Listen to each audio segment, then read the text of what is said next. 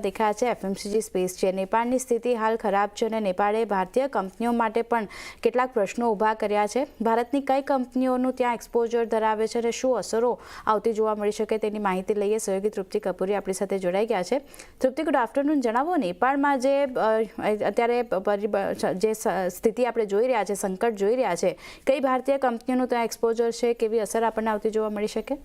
અત્યારે નેપાળની આપણે જે કપરી પરિસ્થિતિ જોઈ રહ્યા છે, ડેફિનેટલી એનો એક ઇમ્પેક્ટ આપણા ભારતીય બિઝનેસ પર પણ સિલેક્ટેડ કંપનીઓ પર આપણને જોવા મળી શકે છે. ખાસ કરીને પહેલાં ભારતનું એક્સપોઝર કેટલું છે, બિઝનેસ કેટલું છે, પહેલાં તેના ફિગર્સ ઉપર નજર કરશો તો ભારતનું અગર એક્સપોઝરની વાત કરશો તો લગભગ આપણે જોઈ રહ્યા છે કે $7.33 અબજ જે છે તેનું અહીંયા આપણને એક્સપોઝર છે તે ભારતનું જોવા મળે છે. એટલે કે એક્સપોર્ટ જે છે ભારત અહીંયા કરતું આપણને જોવા મળે છે. જ્યારે ઇમ્પોર્ટ જે છે નેપાળની ઇમ્પોર્ટની અગર ફિગર્સની વાત કરશો તો તે $0.87 અબજ આપણને જોવા મળી રહી છે.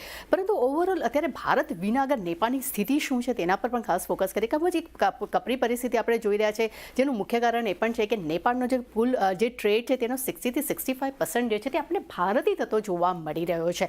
અને ડેફિનેટલી અત્યારે નેપાળની જે પરિસ્થિતિ જે થઈ રહી છે તેની ઇમ્પેક્ટ જે છે તે ભારતીય કંપનીઓ પર જોવા મળી રહી છે. અને ખાસ કરીને એફએમસીજીમાં સિલેક્ટેડ કંપનીઓ જેવી રીતે ડાબર છે, બ્રિટાનિયા, આઈટીસી જેવી કંપનીઓ પર એક નેગેટિવ ઇમ્પેક્ટ જોવા મળી રહી છે. ખાસ કરીને પહેલાં આગળ આપણે જે ડાબરની વાત કરશું તો ડાબરમાં ખાસ કરીને વાત કરીએ તો નેપાળમાં ખૂબ જ લોકપ્રિય આપણને આ કંપની જે જોવા મળી રહી છે, ત્યાં ખૂબ જ એક મોટું એક્સપોર્ટ જે છે તે કંપની ધરાવતી આપણને જોવા મળી રહી છે. જેમાં ખાસ કરીને ડાબર કંપની જે છે તે પોતાના ફૂડ પ્રોડક્ટ્સ છે, આયુર્વેદિક દવાઓ છે, તેમનું મેન્યુફેક્ચરિંગ પ્લાન્ટ પણ છે અને બહુ જ મોટું એક એક્સપોર્ટર તે તરીકે ત્યારે ત્યાં આપણને પરિસ્થિતિ જે છે ત્યારે જે એની નેગેટિવ ઇમ્પેક્ટ જે છે ત્યારે આપણને ડાબર પર આવનારા સમયમાં કદાચ જોવા મળી શકે છે. બીજી તરફ અગર જો આઈટીસીની વાત કરશું તો આઈટીસીએ ખાસ કરીને તેની સૂર્યા નેપાળના નામથી તેમની ત્યાં એક સબસિડરી જે છે ત્યાં આપણને જોવા મળે છે. તેનું એક નેગેટિવ ઇમ્પેક્ટ જે છે તે આપણને આઈટીસી પર જોવા મળી શકે છે. એનું કારણ એ પણ છે કે કંપનીએ ખાસ કરીને FY25માં કંપનીને નેપાળથી લગભગ 3300 કરોડની આવક થતી આપણને જોવા મળી છે.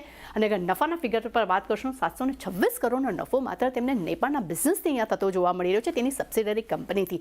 અને ત્રીજી કંપની જેની મેં વાત કરી હતી એ છે બ્રિટાનિયાનું પણ વાત કરશું તો નેપાળમાં તેમનું એક મેન્યુફેક્ચરિંગ પ્લાન્ટ છે.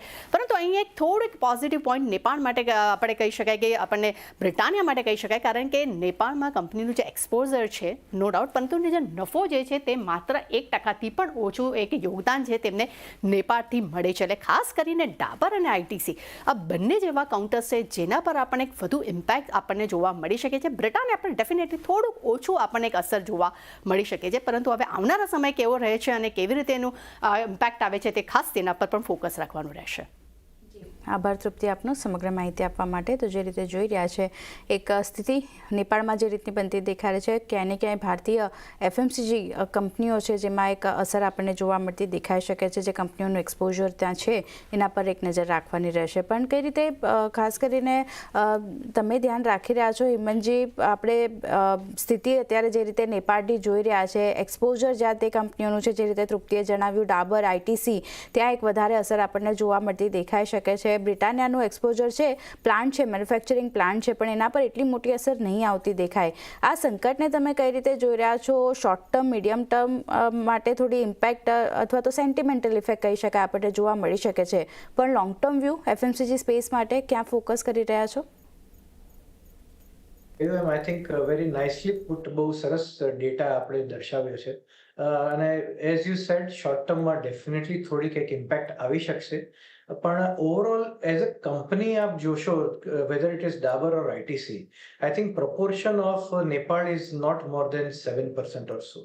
પણ છતાં પણ એક શોર્ટ ટર્મ એક ક્વાર્ટરની ઇમ્પેક્ટ આવી શકે. જો કદાચ સ્થિતિ કાબુમાં અને કંટ્રોલમાં આવી તો કદાચ Q3 થી I think they will be back on track. અને ડિમાન્ડ એક શોર્ટ ટર્મ ડિપ આવશે ડિમાન્ડમાં ફોર પર્ટિક્યુલરલી 1 or 2 કંપનીઝ. પણ ઓવરઓલ એક બ્રોડ વ્યૂ જોઈએ ને તો જીએસટીના હિસાબે I think volume growth definitely આવશે. સરપ્રાઇઝ વોલ્યુમ ગ્રોથ આવી શકે એવું મારો અંદાજ છે. મે બી આફ્ટર 2 months, મે બી આફ્ટર 3 months. સો Q3 ઓનવર્ડ્સ FMCG કંપનીઝમાં જે volume growth was biggest concern since last 1 year, જે એટલીસ્ટ મારો કન્સર્ન હતો, જે કદાચ રિઝોલ્વ થશે because of this GST pass on. અને કન્ઝ્યુમરનો જે પાવર ઓફ ઇન્ડિયન કન્ઝ્યુમર આપણને જોવા મળશે એવું દેખાઈ રહ્યું છે. નેપાળની ઇમ્પેક્ટ ને બાદ કરતા એફએમસીજી સેક્ટરમાં ડેફિનેટલી ગ્રોથ આવી શકે એમ છે. Having said that, valuations still not comforting. પણ ઓફકોર્સ લોંગ ટર્મ ઇન્વેસ્ટરો માટે it's a good opportunity to buy this stock. SIP તરીકે લઈ શકાય ઓલ ધી એફએમસીજી સારી કંપનીઓ, અને લોંગ ટર્મ માટે રાખવો હોય તો definitely it's a right time and right positive note to enter in the space.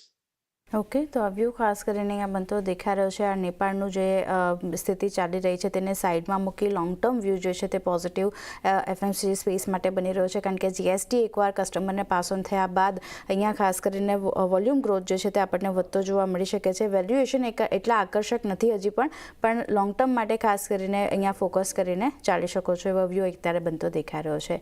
પણ સાથે જ સમય